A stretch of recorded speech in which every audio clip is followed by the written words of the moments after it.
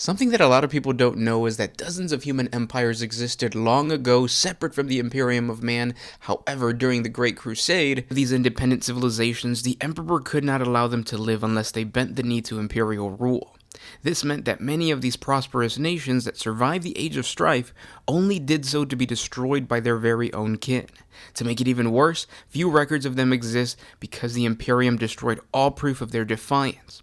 However, the tales of their conquest are still sometimes talked about in the legends of the past, such as the case for the tale of the Pale Emperor, a story told by the White Scar Space Marine Legion. But before we get into that story, allow me to welcome you guys back to another episode of 40 Facts About the 40K Universe. If you're new to the channel, let me introduce myself. I am your host Gersh1, your guide through the myth and legends of 40K. If you enjoy Space Marine lore videos, subscribe to the channel, because for the entire month of January, I will be covering Astartes lore. So if you have any questions or suggestions for future content, please let me know what it is in the comment section below.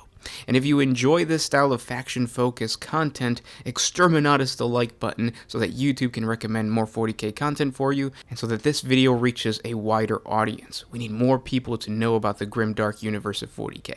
But with all that said, let's get into 40 facts on the lore of the Pale Emperor.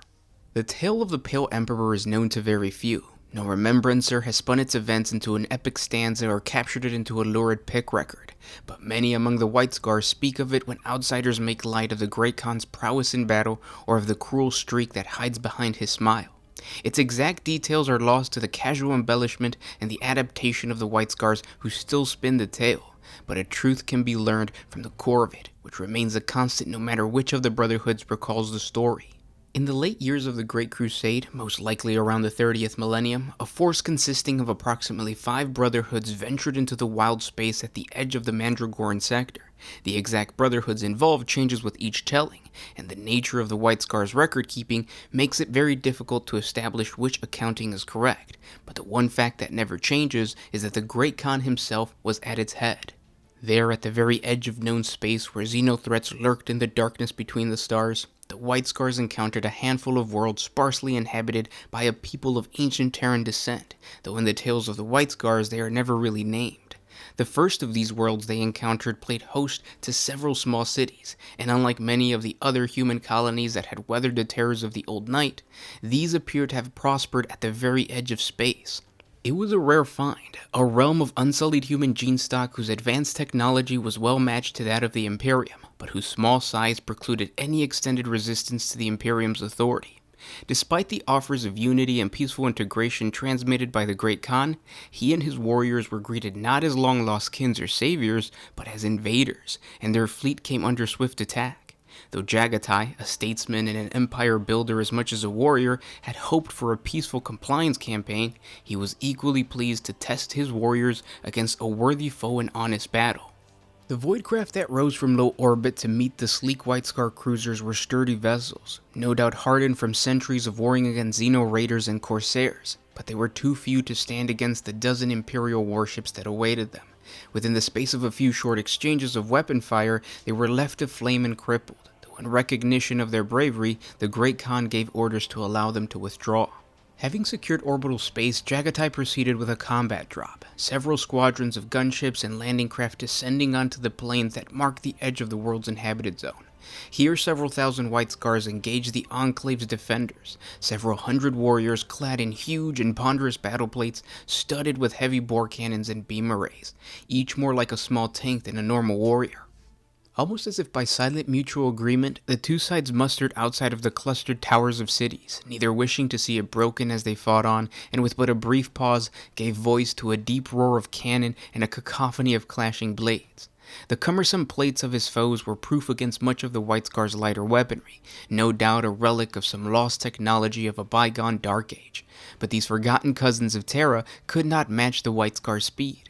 Where other legions might have met them head-on, the White Scar's vanguard, mounted on scimitar-patterned jet bikes, outflanked and harried their foes, marking weak points in armor joints and power transfer cables as they raced to and fro across the battlefield.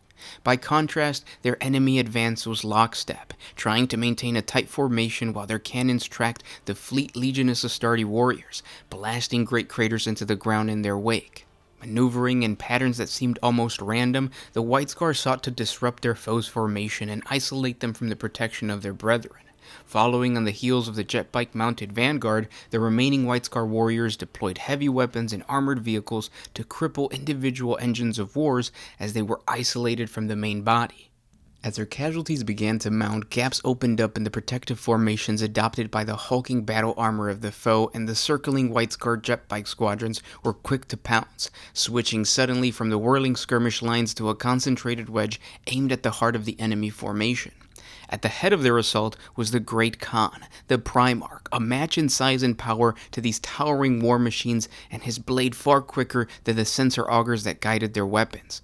Spurred on by the example of their lord, the White Scars redoubled their efforts, and one by one, the enemy's war machines were isolated and cut down.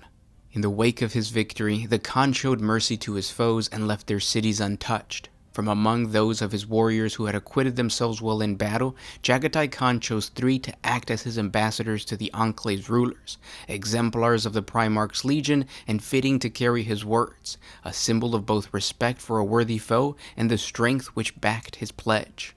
Through these champions he would make the offer he has made so many times before: serve the Emperor and prosper, or oppose him and find only ruin.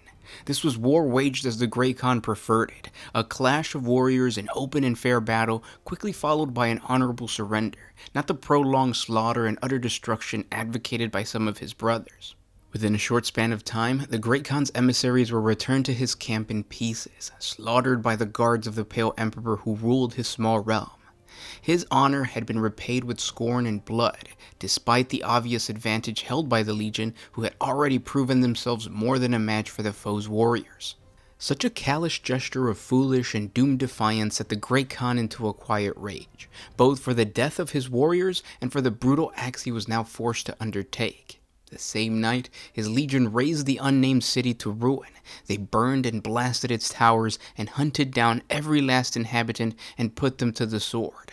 They went from world to world and brought only death and destruction, scorching the path of ash to the Pale Emperor's throne room. There the White Scars took to the field of battle against the finest warriors and war engines he could assemble and tore them apart. They smashed down the gilded gates of his palace and killed all within except one. Cornered on the throne he had valued more than the lives of his subjects, the Pale Emperor was the only man left alive in the wake of the White Scars' vengeful assault. Jagatai Khan confronted him there, armor slick with the blood of the slain and coated in the ashes of his empire. He spoke but a few words to the fallen Emperor. "You chose this doom. You forced my hand for the sake of your own petty pride. I would like to kill you, to have your blood join that of all the others who you forced me to kill, but I will not. You will remain here, and let others know of the price of pride, that we shall not have to sully our blades ever again." And that's the lore to the Pale Emperor, the destruction of a human empire. Maybe. There's a part 2 to this video, and I'll talk about it later on.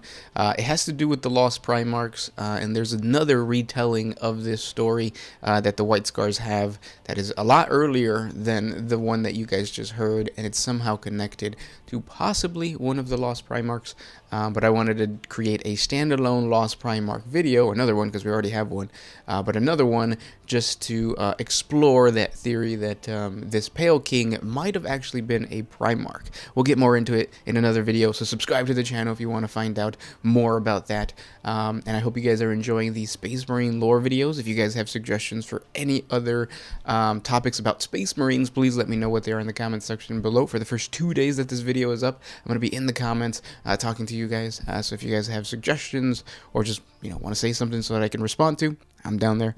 Yeah, thanks so much for listening, guys, and we'll talk tomorrow. This was Gersh1 with One Mind Syndicate, signing out. Always used